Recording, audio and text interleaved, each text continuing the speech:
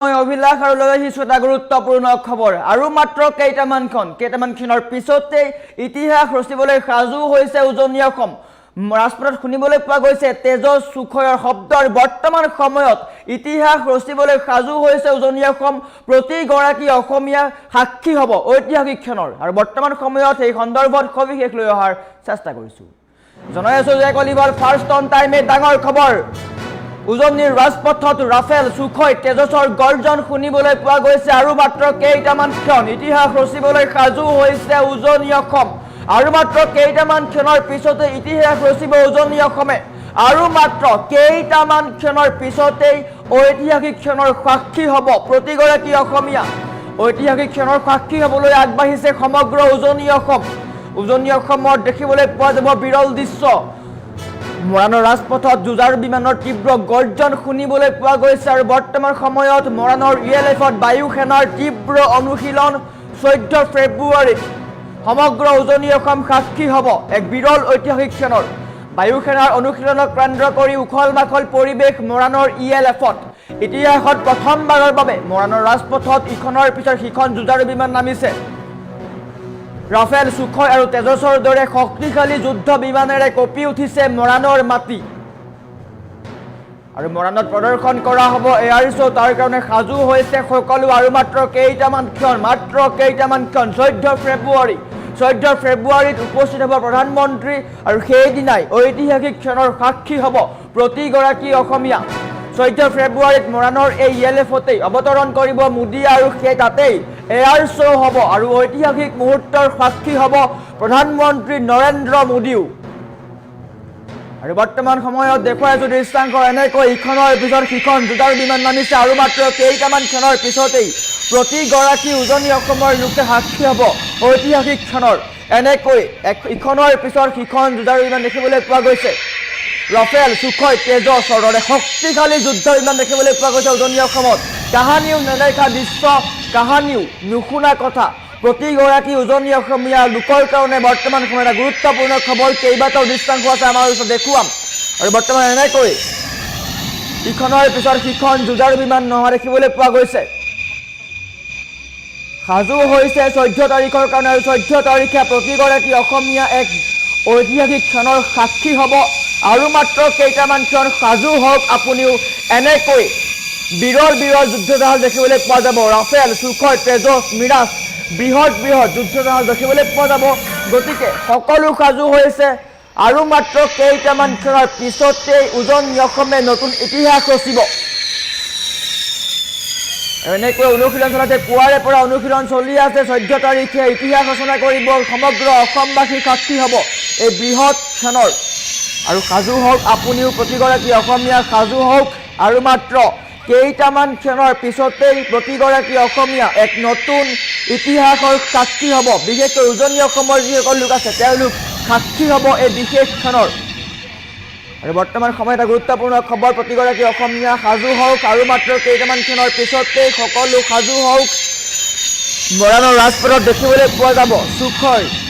mirage তেজসৰ দৰে যুদ্ধ জাহাজ আৰু বৰ্তমান সময়ত অনুশীলন চলি আছে দৃশ্যাংশ দেখুৱাই আছোঁ এনেকৈ ৰাজপথত দেখিবলৈ পোৱা গৈছে যুদ্ধ জাহাজ বায়ু সেনাৰ যুদ্ধ জাহাজ দেখিবলৈ পোৱা গৈছে গতিকে প্ৰতিগৰাকী সাজু হওক কমেণ্ট কৰক আপুনি কিমান উৎসুক এই দিনটোৰ কাৰণে 14 ফেব্ৰুৱাৰীৰ কাৰণে আপুনি কিমান উৎসুক কিয়নো উখল মাখল পৰিৱেশৰ সৃষ্টি হৈছে মৰাণত ইখনৰ পিছত সিখন যুদ্ধ জাহাজ নামিছে আকাশত নহয় এইবাৰ ৰাজপথত নামিব যুদ্ধ জাহাজ অসমৰ প্ৰথমটো এইটো ইএলএফ হয় প্ৰথমটো যুদ্ধ জাহাজ নমা ৰাজপথ গতিকে অসমবাসী সাক্ষী হ'ব এক বিশেষ দিনত 14 ফেব্ৰুৱাৰীত প্ৰতিগৰাকী অসমীয়া এই ঐতিহাসিকখনৰ সাক্ষী হ'ব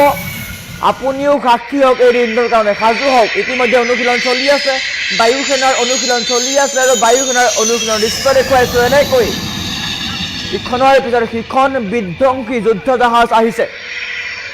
আৰু অসমৰ আকাশত সঘনাই দেখিবলৈ পোৱা গৈছে এইসমূহ দৃশ্য বায়ু সেনাৰ ইখনৰ পিছত সিখন যুদ্ধ জাহাজে কঁপাইছে সমগ্ৰ উজনি অসম আকাশ বতাহ কঁপাই তোলা পৰিলক্ষিত হৈছে মৰাণৰ ৰাজপথত ৰাফেল সুখয় তেজসৰ গৰ্জন শুনিবলৈ পোৱা গৈছে আৰু ইতিহাস ৰচিবলৈ সাজু হৈছে উজনি অসম আৰু মাত্ৰ কেইটামান ক্ষণ কেইটামান ক্ষণৰ পিছতে প্ৰতিগৰাকী অসমীয়া সাক্ষী হ'ব এক বিশেষ দিনৰ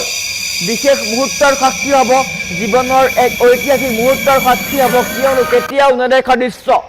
প্ৰথমবাৰৰ কাৰণে উজনি অসমত দেখিবলৈ পোৱা যাব এনেকুৱা যুদ্ধ জাহাজ বিৰল বিৰল যুদ্ধ জাহাজ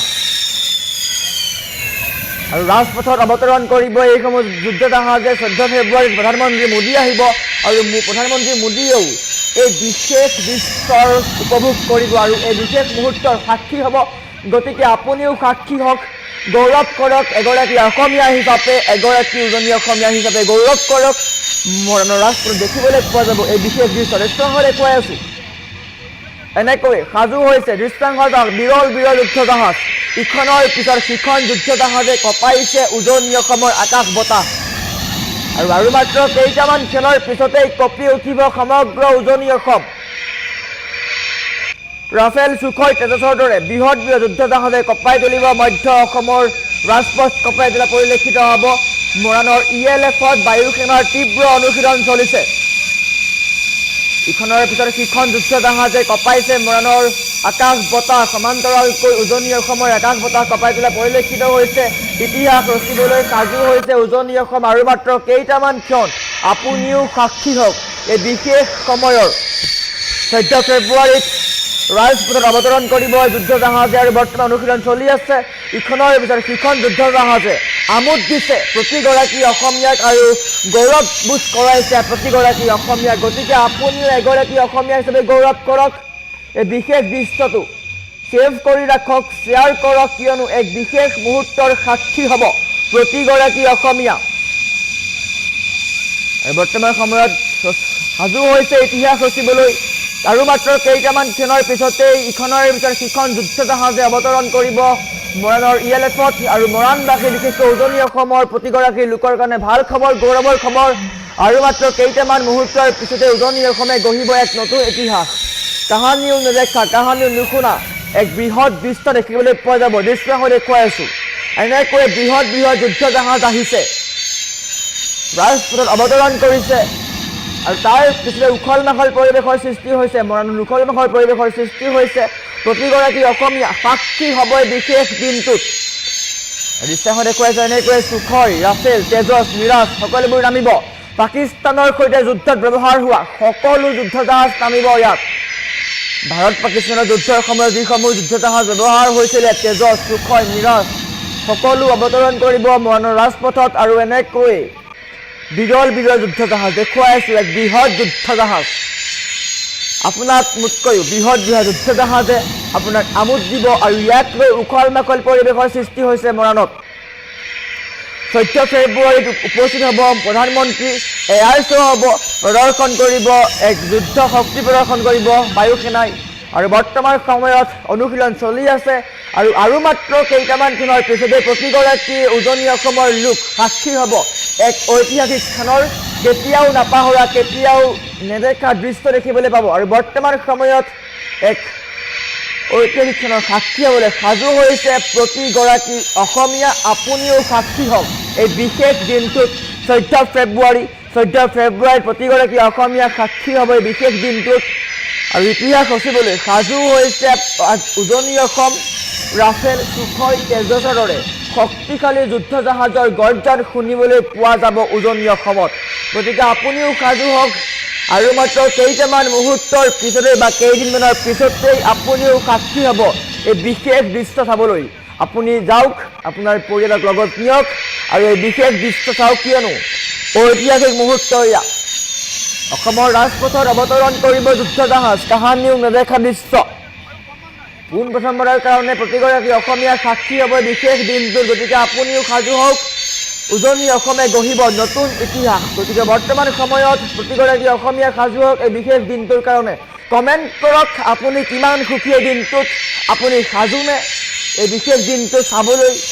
আৰু অসমীয়া হিচাপে আপুনি গৌৰৱবোধ কৰেনে আপুনিও কমেণ্ট কৰক কমেণ্ট বক্স খুলি দিয়া হৈছে আপোনাৰ কমেণ্ট পঢ়াৰ চেষ্টা কৰিম কিয়নো এক বিশেষ দিন এইটো এটা গুৰুত্বপূৰ্ণ দিন আৰু মাত্ৰ কেইটামান ক্ষণৰ পিছতে ইতিহাস ৰচিব উজনি অসমে প্ৰতিগৰাকী অসমীয়া সাজু হৈছে বিশেষ দিনটোৰ কাৰণে আৰু মাত্ৰ কেইটামান মুহূৰ্তৰ পিছতে উজনি অসমে ইতিহাস ৰচিব গতিকে আপুনিও এই বিশেষ দিনটোৰ সাক্ষী হওক